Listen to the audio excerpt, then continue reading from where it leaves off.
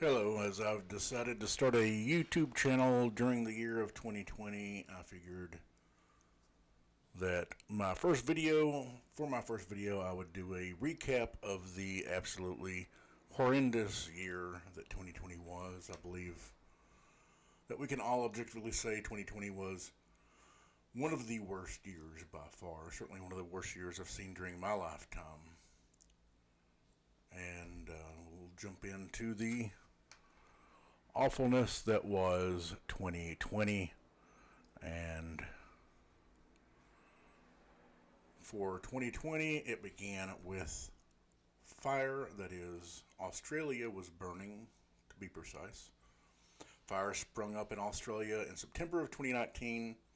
They got worse in November. There was a short respite in January due to heavy rain. And fires continued to burn until they were finally extinguished in March of 2020. So September 2019 until March of 2020, Australia had a massive amount of fire. Over 72,000 square miles of land had burned. At least 3,500 homes and other structures burned, and at least 34 people dead. And that was the start to 2020, was the fire in Australia that lasted well into the early months of 2020.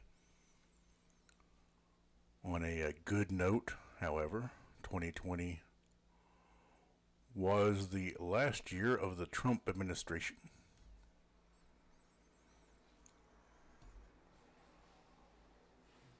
There was a very overcrowded Democrat primary field as people fought for the opportunity to run against the most unpopular president, I believe, as far as popularity polls go. He may be the most unpopular president in history. He started out very unpopular and he finished his term very unpopular. But on a bright spot, 2020 was the last year of Donald Trump's term as long as he got voted out of office. And the big thing in 2020 was coronavirus, aka COVID-19. America was number one in coronavirus, not in a good way. At the time I prepared this video, we were at 83,892,223 cases worldwide, 1,827,387 deaths worldwide, while the United States accounted for 20,445,654 cases, along with 354,215 deaths of the pandemic. To put that in perspective, India, a country with over 1 billion more citizens than our country, accounts for a little over 10 million cases and a little over 149,000 deaths compared to the United States. 2020 marked the departure from the royal family of Prince Harry and Meghan Markle. I don't really care. I don't know how many people care about the royal family stuff. I'm not a follower of royals. However, it did seem to make some pretty big news. Also, unfortunately, in 2020, we had the death of Kobe Bryant and his daughter, Gianna, in a helicopter crash. They died along with 7 others. Kobe Bryant was, of course, the super famous former NBA basketball player, and he was only in his early 40s. I mean, he had the potential to be certainly a prominent voice going into the future in his basketball retirement. He was a wealthy, prominent member of society, especially as we're dealing with now the issues of police brutality against the black Americans and those sorts of things. Kobe Bryant could have added a voice into that. However, he was taken from us at a rather young age. And 2020 Also started with the impeachment of the President of the United States. Donald Trump was impeached, and despite ample corrupt, immoral, and criminal activity on the part of the president, Congress decided to rush an impeachment through over a phone call with the president of Ukraine. In the call, President Trump had made the suggestion that foreign aid for Ukraine that the country was counting on would be tied to that country's president making a statement that he was investigating former Vice President Joe Biden and his son Hunter, which absolutely is criminal on the part of the president to withhold aid that was passed by Congress in order to get what he saw as an investigation going against his primary rival in the presidential election, Joe Biden.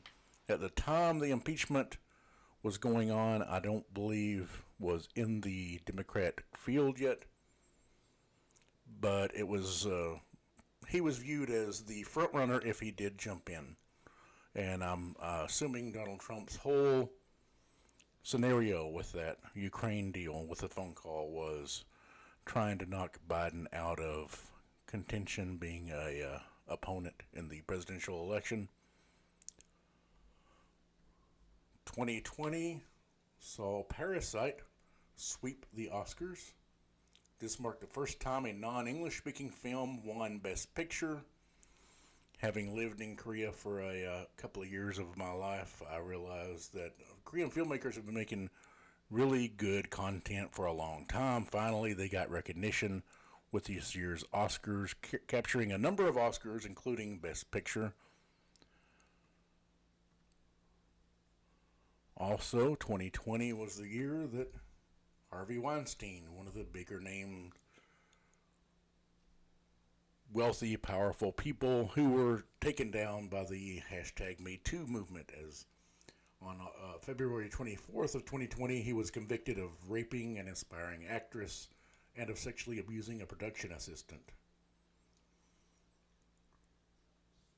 This movement, the hashtag #MeToo movement, brought widespread attention to just how bad it has been for women trying to make it in a world where the vast majority of power and control rest in the hands of men, as men have taken advantage of women for years and years, and women have just sometimes you have some women who have brought up the harassment, brought up the abuse, but for the most part they've kept their mouths quiet in the past due to fears over losing their job, losing their career, being discredited. 2020 also saw a stock market crash. It was the largest ever single day point drop in the Dow Jones in March of 2020. The 1987 stock market crash is still the largest drop by percentage, but in March of 2020 we had three of the largest drops in market history, all partially at least due to the pandemic. However, if you look at the 20 largest drops in the market, you will notice something they all have in common. All of the modern crashes, except for one, have happened during Republican administrations. Republicans constantly try to claim they are the party of fiscal responsibility. However, out of the top 20 largest stock market crashes in modern history, only one happened during a Democrat's administration, and that was Bill Clinton in 1997 when the dot-com bubble burst in the stock market. 2020 also saw the killings of George Floyd and Breonna Taylor at the hands of the police, along with the murder of Ahmaud Arbery. These killings sparked the largest modern protests against police brutality. Black Lives Matter orchestrated many large protests, and although news media shows a lot of rioting and looting in association with protests, the largest study I saw showed that about 93% of the protests were peaceful, and around 7% involved rioting and looting. However, if you look at the arrest reports, also during the 7% that included rioting and looting, some of the rioting and looting were done by right-wing people trying to discredit the movement altogether. So as far as the small percentage that involved rioting and looting, who knows how much was actually, if anyone from the hashtag MeToo movement, from the Black Lives Matter movement, were actually participating in any rioting or looting. It was largely peaceful protests. And prior to this, you had the peaceful protests by Colin Kaepernick. He was kneeling during the national anthem at football games.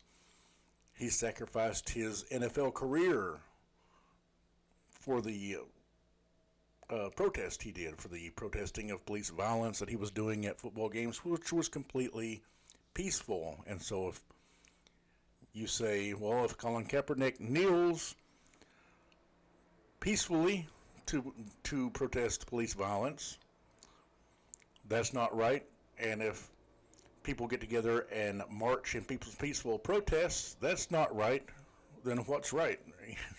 It's saying that people can't protest if you're going to say everything is wrong. 2020 also saw the death rumors that circulated about Kim Jong-un. I don't care about the death rumors about Kim Jong-un or about Kim Jong-un. He's a brutal dictator in North Korea, and I don't care what rumors come out about him. He's just he's the third generation in the Kim family ruling North Korea brutally. 2020 saw Joe Biden become the presidential nominee for the Democrat Party. Joe Biden has a long career in politics. He began his U.S. Senate stint in 1972, and he served until 2008 when he became vice president. So we end up with Joe Biden really old, running against Donald Trump really old. So we were guaranteed once again to have some old white man be president. Nothing new there. 2020 saw the Twitter hack where a group of Florida teenagers hacked into the Twitter accounts of prominent business and political leaders, including Elon Musk and former President Barack Obama. The scheme started with stealing and selling unique usernames. It ended with these teens sending messages from prominent users that if people send bitcoins, they would send back double the amount in cash. The attacks on this Twitter hack bring up serious questions about security, the security of these social networks. I mean, you have Twitter, YouTube, Instagram, Facebook, and not only were they hacking into these accounts, they were hacking into the accounts. I mean, Bill Gates, a prominent technology billionaire, got his Twitter account hacked in this same way. 2020 saw the arrest of Ghislaine Maxwell, who was a conspirator of Jeffrey Epstein. She was charged with assisting, facilitating, and contributing to the abuse of minor girls as young as 14 years old. She was seen as a flight risk because of the wealth she has, the wealth she's connected to.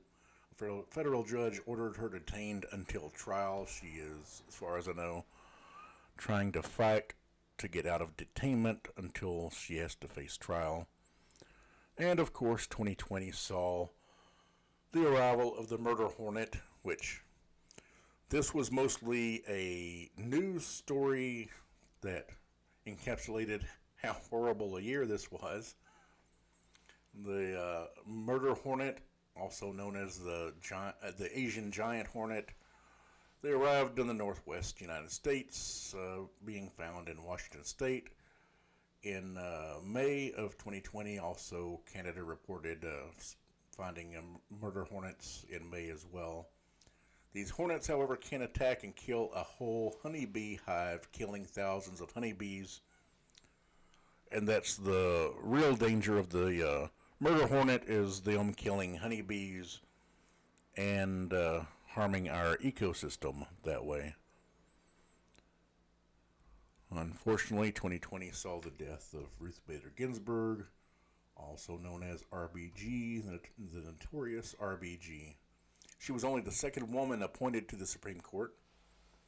She was a trailblazer for gender equality, and her death left silent a major voice of reason from the left on a court that is becoming increasingly more and more right-wing, as Donald Trump was able to add 3 justices to the Supreme Court during his one term in office.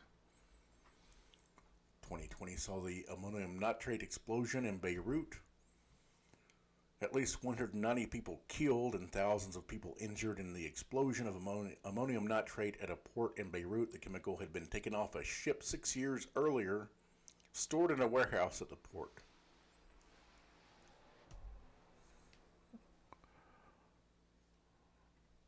And 2020 also saw the arrival of Kamala Harris as vice president. She is the first black and also first Asian female on a major party ticket.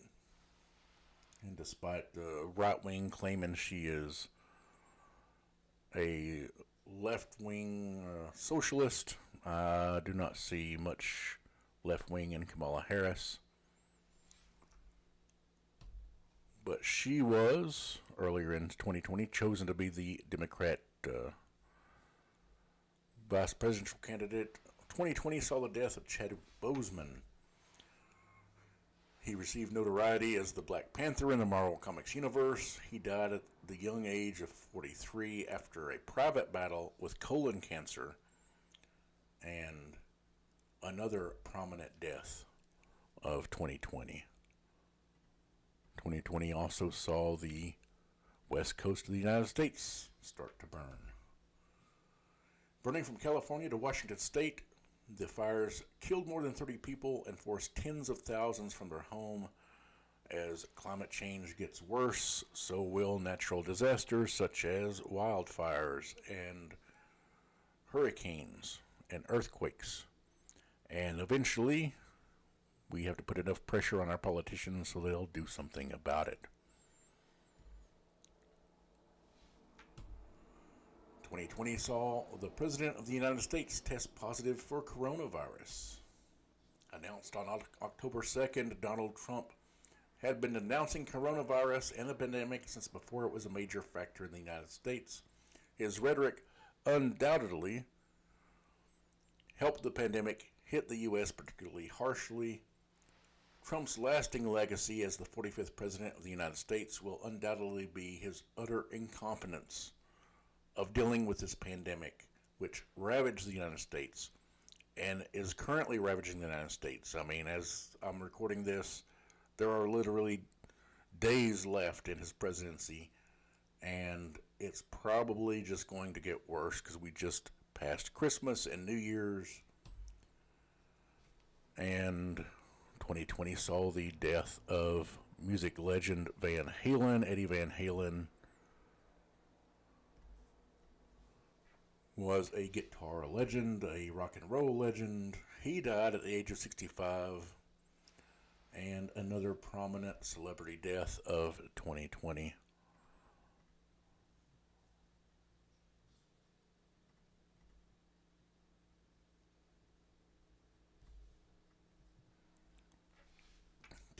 Saw Joe Biden win the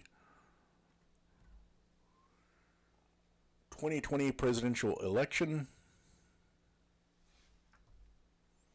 Joe Biden won the popular vote and electoral college vote. Biden's popular vote total, over 81 million votes for Biden, is the largest ever in U.S. history. He won the electoral college with 306 electoral votes. Trump, however, still managed over 74 million votes, which is the second largest vote total in U.S. presidential election history. This election should never have been this close. I don't know why it was, but other than the fact that the Democrats once again ran a flawed candidate and didn't give people enough reason to vote, didn't give people something to vote for. 2020 saw the death of Alex Trebek. Alex Trebek, famous as the TV host of Jeopardy, a game show that he hosted for nearly 4 decades, died November 8th. Also, a death from cancer. He had been fighting pancreatic cancer for nearly 2 years when he died. And in 2020, we had the COVID-19 vaccines. Pfizer's COVID-19 vaccine received emergency approval from the FDA on December 11th, and it began getting administered on December 14th. Pfizer's was the first vaccine approved through the FDA. It was a combined operation between Pfizer and BioNTech, a German company, followed closely by Moderna, who got their emergency approval on December 18th. And what we found out was Trump did not order enough doses of the virus. And so we are kind of stuck there with that. But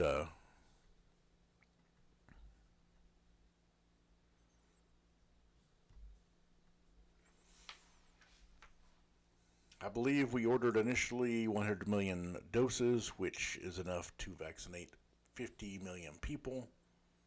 And then in the second round, we ordered another 100 million from Pfizer, which is enough to vaccinate another 50 million people. This is a country of almost 340 million people, so 100 million people in the first 2 cycles of the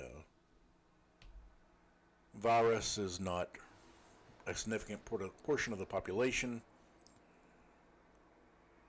But at least 2020 ended on a positive note. Donald Trump is leaving office, and we have vaccines on the way. We have 2 at least that have been approved. There are more being developed.